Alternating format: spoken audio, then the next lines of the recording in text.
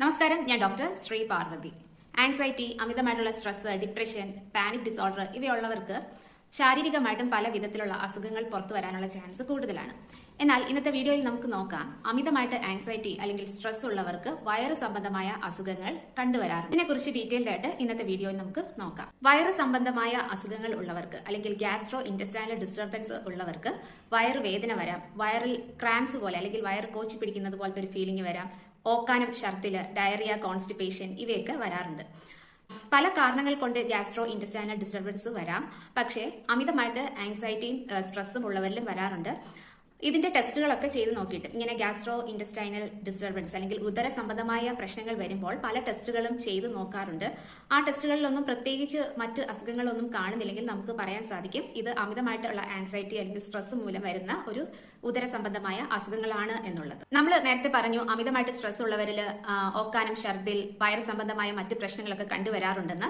അതോടൊപ്പം തന്നെ അമിതമായിട്ടുള്ള ക്ഷീണം, മസിൽ പെയിൻ അല്ലെങ്കിൽ മസിൽ ക്രാംസ് വരിക, അതുപോലെ തന്നെ അമിതമായിട്ടുള്ള ഉറക്കം അല്ലെങ്കിൽ തീരെ ഉറക്കക്കുറവ്, അമിതമായിട്ടുള്ള വിശപ്പ് അല്ലെങ്കിൽ തീരെ വിശപ്പില്ലാത്ത അവസ്ഥ ഇങ്ങനെയൊക്കെ കണ്ടുവരാറുണ്ട്. അതോടൊപ്പം തലകറക്കം, തലവേദന, ക്ഷീണം ഇവയൊക്കെ കണ്ടുവരാറുണ്ട്. അമിതമായിട്ട് സ്ട്രെസ്, ആങ്സൈറ്റി ഉള്ളവരിൽ കണ്ടുവരുന്ന മെയിൻ ആയിട്ടുള്ള രണ്ട് ഉദര സംബന്ധമായ രോഗങ്ങളിൽപ്പെട്ട ഒന്നാണ് IBS എന്ന് പറയുന്നത്, അതായത് ഇറിറ്റബിൾ ബവൽ സിൻഡ്രോം. മറ്റൊന്നാണ് GERD എന്ന് പറയും. IBSന്റെ സാധാരണ കാണപ്പെടുന്ന ലക്ഷണങ്ങൾ എന്തൊക്കെയാണെന്ന് നോക്കാം. മെയിൻ ആയിട്ട് ഡയറിയ, കോൺസ്റ്റിപ്പേഷൻ അല്ലെങ്കിൽ ഡയറിയയും കോൺസ്റ്റിപ്പേഷനും ഓൾട്ടർനേറ്റ് ആയിട്ട് വരിക, അല്ലെങ്കിൽ സ്ഥിരമായിട്ട് ഡയറിയ മാത്രം അല്ലെങ്കിൽ കോൺസ്റ്റിപ്പേഷൻ മാത്രം വരിക.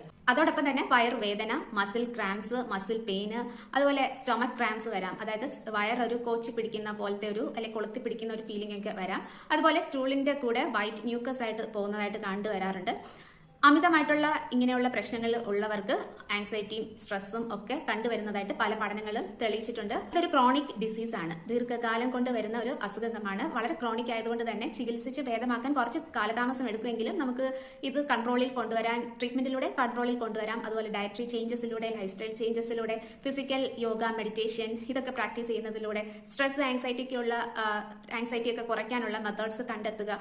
ഇതുവഴിയും അതുപോലെ മെഡിസിൻസ് കഴിക്കുന്നത് വഴി നമുക്ക് ഇത് കൺട്രോൾ കൊണ്ടുവരാവുന്നതാണ്. മറ്റൊരു അവസ്ഥയാണ് GERD എന്ന് പറയുന്നത്. ഗ്യാസ്ട്രോ ഈസോഫാജിയൽ റിഫ്ലക്സ് ഡിസീസ് ആണ് GERD. അതായത് ആസിഡ് റിഫ്ലക്സ് വരും. നമ്മുടെ അന്നനാളവും അതുപോലെ ആമാശയവും കൂടെ ചേരുന്ന ഭാഗത്ത് ഒരു വാൽവ് ഉണ്ട്, അതായത് ഈസോഫാഗസ് എന്നാണ് അത് അറിയപ്പെടുന്നത്.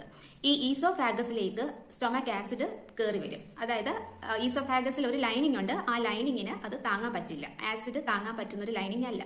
അപ്പോൾ ഈ സ്റ്റൊമക് ആസിഡ് കയറി വരുമ്പോൾ അവിടെ ഉണ്ടാകുന്ന ഇറിറ്റേഷൻ കൊണ്ട് പല ലക്ഷണങ്ങളും കണ്ടുവരാം. അതിനെയാണ് GERD അല്ലെങ്കിൽ ഗ്യാസ്ട്രോ ഈസോഫാജിയൽ റിഫ്ലക്സ് ഡിസീസ് എന്ന് പറയുന്നത്. ഇങ്ങനെ സ്റ്റൊമക് ആസിഡ് ഈസോഫാഗസിലേക്ക് കയറി വരുമ്പോൾ അവിടെ ഉണ്ടാക്കുന്ന ഇറിറ്റേഷൻ മൂലം നെഞ്ചരിച്ചിൽ വരാം, ഭക്ഷണം ഇറക്കാൻ ബുദ്ധിമുട്ട്, ഈവൻ വെള്ളം പോലും ഇറക്കാൻ ബുദ്ധിമുട്ടായിരിക്കും. അതുപോലെ തന്നെ ചെസ്റ്റിന്റെ ഭാഗത്ത് വേദന വരാം, ചെസ്റ്റിന്റെ അടിഭാഗത്തായിട്ട് വേദന വരാം. ഇതൊക്കെയാണ് സാധാരണയായിട്ട് GERDന്റെ ലക്ഷണങ്ങൾ. അതോടൊപ്പം തന്നെ ബാഡ് ബ്രത്ത് വരാം, സൗണ്ടിന് വ്യത്യാസം വരാം, സൗണ്ടിന് ഒരു കരകരപ്പ് അല്ലെങ്കിൽ ഒരു ഇറിറ്റേഷൻ പോലെ തോന്നാം. പ്രത്യേകിച്ച് രാവിലെ എഴുന്നേറ്റ് കഴിയുമ്പോൾ സൗണ്ടിന് കുറച്ച് വ്യത്യാസം വരുന്നതായിട്ട് കാണപ്പെടാറുണ്ട്. അതുപോലെ തന്നെ ത്രോട്ടിന്റെ ഭാഗത്ത് വേദന വരാം, ഡ്രൈ കഫ് വരാം. ഇതൊക്കെയാണ് GERDന്റെ സാധാരണമായിട്ടുള്ള ലക്ഷണങ്ങൾ. അപ്പോൾ ഇങ്ങനെയുള്ള വയറ് സംബന്ധമായ പ്രശ്നങ്ങൾ അല്ലെങ്കിൽ ഇങ്ങനെയുള്ള ലക്ഷണങ്ങൾ കണ്ടുവരുമ്പോൾ തീർച്ചയായിട്ടും അതിനു വേണ്ടിയിട്ട് ഡോക്ടറിനെ കാണുകയും അതിന് വേണ്ട ടെസ്റ്റുകളെല്ലാം ചെയ്ത് നോക്കുകയും ചെയ്യുക. ഇങ്ങനെ ടെസ്റ്റുകളൊക്കെ ചെയ്തിട്ട് പ്രത്യേകിച്ച് ഒരു കാരണവും ഇതിന് കണ്ടെത്താൻ സാധിക്കുന്നില്ല എങ്കിൽ തീർച്ചയായിട്ടും ആങ്സൈറ്റിയോ സ്ട്രെസ്സോ മൂലമായിരിക്കാം ഇത് വരുന്നതെന്ന് മനസ്സിലാക്കുക. അതിന് വേണ്ടിയിട്ടുള്ള ട്രീറ്റ്മെന്റ് എടുക്കുക എന്നുള്ളതാണ്. അതിന് വേണ്ടിയിട്ട് നമ്മൾ സൈക്കോതെറാപ്പി ചെയ്യുന്നത് നല്ലതാണ്, കൗൺസിലിംഗ് നല്ലതാണ്, meditation, physical yoga, exercise, regular ആയിട്ടുള്ള നടത്തം, ഡീപ്പ് ബ്രീതിങ് എക്സസൈസ്, പ്രാണായാമം പോലെയുള്ളവയൊക്കെ ചെയ്യുന്നത് നല്ലതാണ്. സ്ട്രെസ് കുറയ്ക്കാൻ ഇവയൊക്കെ സഹായിക്കും.